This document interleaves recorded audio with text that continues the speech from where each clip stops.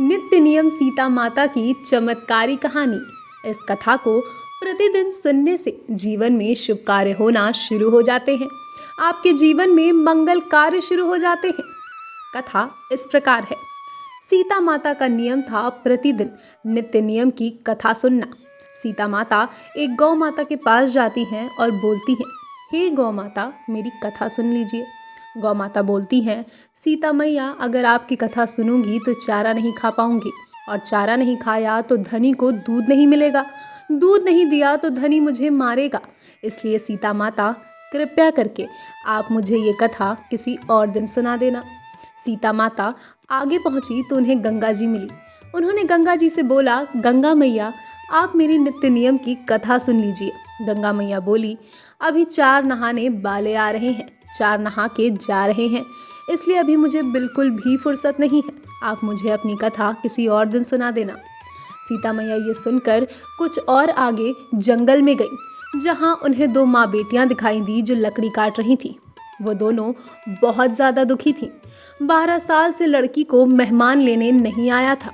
सीता माता उन माँ बेटी से पूछती हैं, क्या तुम मेरी नित्य नियम की कहानी सुन सकती हो? तभी उस लड़की की माँ बोलती है, सीता माता, हम लकड़ी काट रहे हैं, अगर घर पर लकड़ी लेकर नहीं गए तो बहू हमें रोटी नहीं देगी, इसलिए सीता मैया हम आपकी कहानी नहीं सुन सकते। लेकिन तभी उनकी बेटी बोलती है, अगर भाभी नहीं देंगी तो भूखे सो जाएंगे, एक रोटी देंगी तो आधी खा लेंगे, पर सीता माता जंगल में कहाँ फिरेंगी, हम कथा सुन लेते हैं। माँ भी अपनी बेटी की बात मान लेती है और कथा सुनने बैठ जाती है। सीता माँ कथा सुनाने लगी। नित्य नियम की कहानी। राजा सुने या रानी, राजा सुने तो कचहरीन को राजा महाराजा, रानी सुने तो महलों की रानी पटरानी। 9 निधि 12 सिद्धि, जब बोलो जब राम ही राम, जब बोलो जब राम ही राम। आओ राम, बैठो राम, चंदन चौकी पौड़ू राम, 56 प्रकार के भोग परूसु जीमो राम। 9 निधि 12 सिद्धि, जब बोलो जब राम ही राम, जब बोलो जब राम ही राम। राम जी आए, 56 प्रकार के भोग लग गए, 36 प्रकार के व्यंजन लग गए। राम जी चंदन चौकी पर बैठ गए। सीता मैया उन्हें भोजन कराने लगी।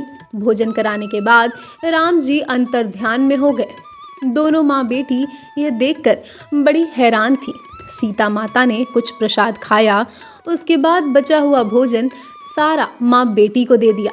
माँ बेटी ने पहले तो पेट भरकर खाना खाया और फिर बचा हुआ खाना अपने साथ अपने घर पर ले गई। उधर वो जैसे ही घर पर पहुंची, बहू की नज़र उन पर पड़ी। बहू बोलने लगी, मेरी लकड़ी भी लेकर नहीं आई, आज तो इन्हें खाने का एक टुकड़ा भी नहीं दूंगी। माँ बेटी अपने कमरे के अंदर चली जाती हैं। इधर थोड़ी ही देर में एक समाचार आता है कि बेटी का जो दामाद पिछले 12 सालों से रूठा हुआ था, वो बेटी को लेने आ गया है। ये सुनकर माँ परेशान हो जाती है, क्योंकि माँ के पास तो कुछ भी नहीं था अपनी बेटी को देने के लिए। माँ ने सबसे पहले सीता मैया के दिए हुए पकवानों से मेहमानों का आदर सम्मान किया। इधर बेटी ने माँ से बोला, माँ, ये 12 साल से रूठा हुआ था, आज आया है, अब रूठ गया तो पता नहीं कब आएगा। माँ, तुझे तेरे पास जो भी है मुझे उसी से विदा कर दे। माँ अपनी बेटी के लिए सीता मैया का दिया भोजन रख देती हैं और पुराने कपड़ों से ही अपनी बेटी को विदा कर देती हैं। इधर बहू भी हैरान थी इतने सारे पकवानों को देखकर।